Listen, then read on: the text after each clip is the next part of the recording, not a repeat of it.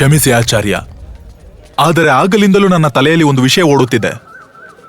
ನಮ್ಮ ಪೈಲ್ವಾನ ಮಾಯಾದೇವನ ಜೊತೆ ಯುದ್ಧಕ್ಕೂ ಮೊದಲು ನೀವು ಚಂದ್ರಗುಪ್ತನ ಕಿವಿಯಲ್ಲಿ ಹೇಳಿದ್ದೇನು? ತಿಳಿಸಿ ಆಚಾರ್ಯ, ದಯವಿಟ್ಟು ತಿಳಿಸಿಕೊಡಿ. ಒಬ್ಬ ವ್ಯಕ್ತಿಯಲ್ಲಿ ಶಾರೀರಿಕ ಶಕ್ತಿ ಕಡಿಮೆ ಇದ್ದಲ್ಲಿ ಅವನ ಬುದ್ಧಿಯೇ ಶಕ್ತಿಯಾಗುತ್ತದೆ.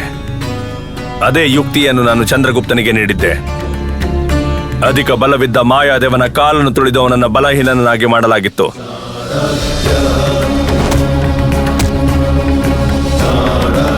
ಚಂದ್ರಬಾಹು ಚಾಣಕ್ಯನ ಮಾತಿನಿಂದ ಅವನು ಸಾಮಾನ್ಯ ವ್ಯಕ್ತಿಯಲ್ಲ, ಬದಲಿಗೆ ತುಂಬಾ ಬುದ್ಧಿವಂತ ಹಾಗೂ ಮಹಾನ್ ಆಚಾರ್ಯ ಅಂತ ತಿಳಿದು ಅವನ ಬಳಿ ಕ್ಷಮೆ ಕೇಳಿ ಚಂದ್ರಗುಪ್ತನನ್ನು ಅವನೊಂದಿಗೆ ಕಳುಹಿಸಿದ.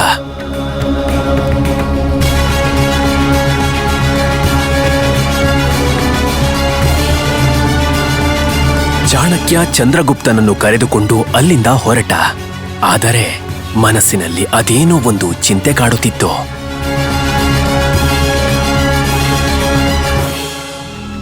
ಒಂದು ವೇಳೆ ಯಶೋಧರರಿಗೆ ಧನಾನಂದನ ಜೊತೆ ನಡೆದ ವಿಷಯ ತಿಳಿದು ಬಿಟ್ಟಿದ್ದಾರೆ, ಅವಳು ಯಾವ ಮನಸ್ಥಿತಿಯಲ್ಲಿ ಇರುವಳೋ ಏನೋ. ಅವಳ ಪ್ರಾಣಕ್ಕೆ ಅಪಾಯ ಬಂದಿರಲೂಬಹುದು. ಏನು ಮಾಡುವುದು? ಏನಾಯ್ತು ಆಚಾರ್ಯ? ಯಾವ ಚಿಂತೆಯಲ್ಲಿ ಮುಳುಗಿದ್ದೀರಾ? ನಾನು ಮೊದಲು ಮಗಧಕ್ಕೆ ಹೋಗಿ ನನ್ನ ಪತ್ನಿಯನ್ನು ಭೇಟಿಯಾಗಬೇಕು.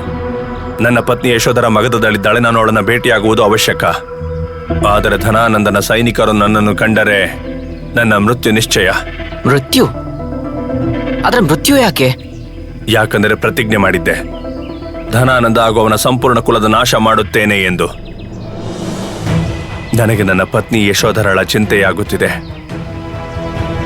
ಧನಾನಂದನ ಸೈನಿಕರಿಗೆ ನನ್ನ ಪತ್ನಿ ಅಲ್ಲಿದ್ದಾಳೆ ಎಂದು ತಿಳಿದು ಬಂದರೆ ಅವರು ಅವಳನ್ನು ಕೊಂದು ಹಾಕಬಹುದು. ಆದರೆ ಒಂದು ಉಪಾಯವಿದೆ. ಮಗಧಕ್ಕೆ ಹೋಗಲು ಒಂದು ದಾರಿ ಇದೆ. ಅಲ್ಲಿ ಸೈನಿಕರ ಸಂಖ್ಯೆ ತುಂಬಾ ಕಡಿಮೆ ಇರುತ್ತದೆ. ನಾವು ಅದೇ ದಾರಿಯಿಂದ ಮಗಧದ ಒಳಗೆ ಹೋಗೋಣ ಬಾ. ಚಾಣಕ್ಯ ಹಿಂದು ಮುಂದು ನೋಡ್ದೆ ಮತ್ತೆ ಮಗಧದ ಕಡೆ ಹೊರಟ. ಆದರೆ ಮುಖ್ಯ ದ್ವಾರದಲ್ಲಿದ್ದ ಕಾವಲು ಪಡೆ ಅವನಿಗೆ ಮತ್ತಷ್ಟು ಚಿಂತೆಯನ್ನ ಒಡ್ಡಿತು. ಆಚಾರ್ಯ, ಇಲ್ಲಂತೂ ಕಾವಲಿದೆಯಲ್ಲ, ಇವರನ್ನ ಎದುರಿಸದೆ ಮುಂದೆ ಹೋಗುವುದು ತುಂಬಾ ಕಷ್ಟ. ಪ್ರತಿ ಬಾರಿ ಶಸ್ತ್ರವೇ ಸಮಸ್ಯೆಗೆ ಉತ್ತರವಲ್ಲ. ಕೆಲವೊಮ್ಮೆ ಬುದ್ಧಿ ಕೂಡ ಕೆಲಸಕ್ಕೆ ಬರುತ್ತದೆ. ಶಸ್ತ್ರ ಎತ್ತುವುದು ಮೂರ್ಖತನವಾಗುತ್ತೆ. ಮತ್ತೇನು ಮಾಡೋಣ ಆಚಾರ್ಯ? ನೀನು ಇಲ್ಲೇ ಕಾಯುತ್ತಿರು, ನಾನು ಈಗಲೇ ಬರುತ್ತೇನೆ ಅಂತ ಹೇಳಿ ಚಾಣಕ್ಯ ಪಕ್ಕದಲ್ಲಿದ್ದ ಒಂದಷ್ಟು ಎಲೆಗಳನ್ನ ತೆಗೆದು ಒಂದು ಮೂಲಿಕೆಯನ್ನ ಮಾಡಿ ವೈದ್ಯನ ವೇಷ ಧರಿಸಿ ಚಂದ್ರಗುಪ್ತನನ್ನು ಕರೆದುಕೊಂಡು ಮುಖ್ಯ ದ್ವಾರದ ಬಳಿ ಹೋದ. ಅರೆ, ಇದೇನಾಯ್ತು? ಸದ್ಯ ನನ್ನ ಬಳಿ ಔಷಧಿ ಇದೆ. ನೀವು ನಮ್ಮನ್ನು ಪ್ರಶ್ನೆ ಮಾಡುವ ಮೊದಲು ನಿಮ್ಮ ಗಾಯಕ್ಕೆ ಈ ಔಷಧಿನ ಹಚ್ಚಿಕೊಳ್ಳಿ. ನನ್ನ ಔಷಧಿಯ ಜ್ಞಾನದ ಪ್ರಕಾರ ಈ ಗಾಯಕ್ಕೆ ತಕ್ಷಣ ಚಿಕಿತ್ಸೆ ಮಾಡದೆ ಹೋದರೆ ಇದರಿಂದ ದುರ್ಘಟನೆ ಸಂಭವಿಸಬಹುದು. ನೀನಂತೂ ನಿನ್ನ ಕರ್ತವ್ಯ ನಿಷ್ಠೆಯಿಂದ ನಿಂತಿದ್ದೀಯ. ಒಬ್ಬ ವೈದ್ಯನಾಗಿ ನನ್ನ ಕರ್ತವ್ಯವೇನೆಂದರೆ ಯಾವ ಸೈನಿಕ ನನ್ನ ಹಾಗೂ ನನ್ನ ಕುಟುಂಬದ ರಕ್ಷಣೆ ಮಾಡುತ್ತಾನೋ ಅವನಿಗೆ ನಾನು ನನ್ನ ಕೈಲಾದಷ್ಟು ಸಹಾಯ ಮಾಡುವುದು. ಚಾಣಕ್ಯನ ಕಣ್ಣಲ್ಲಿ ಕಂಡ ಸತ್ಯ ನಿಷ್ಠೆಯನ್ನ ನೋಡಿ ಸೈನಿಕ ಏನೂ ಕೇಳದೆ ಚಾಣಕ್ಯನಿಗೆ ಧನ್ಯವಾದ ಹೇಳಿ ಅವನಿಗೆ ಒಳಗೆ ಹೋಗಲು ಅನುಮತಿ ನೀಡಿದ.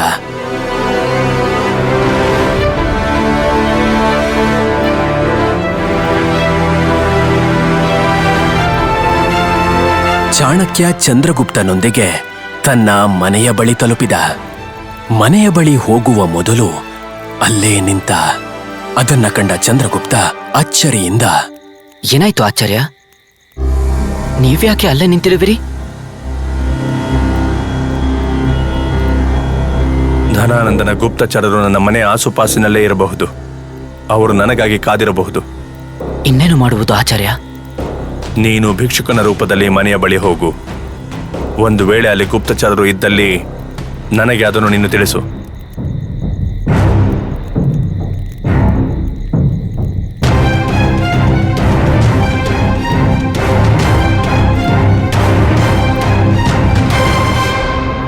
ಸ್ವಲ್ಪ ಹೊತ್ತಲ್ಲೇ ಚಂದ್ರಗುಪ್ತ ಚಾಣಕ್ಯನ ಮನೆ ಮುಂದಿದ್ದ. ಅವನು ಸುತ್ತಮುತ್ತ ನೋಡಿದಾಗ ಅಲ್ಲಿ ಯಾವ ಸೈನಿಕನಾಗಲಿ ಗುಪ್ತಚಾರನಾಗಲಿ ಇರಲಿಲ್ಲ. ಯಶೋಧರ ಬಾಗಿಲು ತೆರೆದಳು. ಮಾತೆ, ಭಿಕ್ಷಾನ್ ದೇಹಿ. ಯಶೋಧರ ಮನಸ್ಸಿನಲ್ಲಿ ಚಿಂತೆ ಕಾಡುತ್ತಿತ್ತು. ಆದ್ರೆ ಮನೆ ಮುಂದೆ ಬಂದ ಭಿಕ್ಷುಕನನ್ನು ಖಾಲಿ ಕೈಯಲ್ಲಿ ಕಳಿಸಲಾಗಲ್ಲ. ಹಾ ಪುತ್ರ, ಮನೆಯಲ್ಲಿ ಊಟ ಇದೆ, ನಾನು ತರುತ್ತೇನೆ. ನೀನು ತುಂಬಾ ಸುಸ್ತಾದ ಹಾಗೆ ಕಾಣುತ್ತಿದ್ದೀಯಾ, ನಾನೀಗಲೇ ಊಟ ತರುತ್ತೇನೆ ಅಂತ ಹೇಳಿ ಯಶೋಧರ ಒಳಗೆ ಹೋದ್ಲು. ಸ್ವಲ್ಪ ಹೊತ್ತಲ್ಲಿ ಊಟ ಮತ್ತೆ ನೀರು ತಂದ. ಯಶೋಧರಳ ಮುಂದೆ ಚಾಣಕ್ಯ ಬಂದು ನಿಂತಿದ್ದ. ಎಲ್ಲ ಪ್ರಶ್ನೆಗಳಿಗೆ ಉತ್ತರ ಬೇಕಿದ್ದಲ್ಲಿ ಈಗಲೇ ಕೇಳಿ ಆಚಾರ್ಯ ಚಾಣಕ್ಯರ ಜೀವನದ ಮಹಾಕತೆ. ಚಾಣಕ್ಯ ನಿಮ್ಮ ಪಾಕೆಟ್ ಎಫ್ಎಂನಲ್ಲಿ.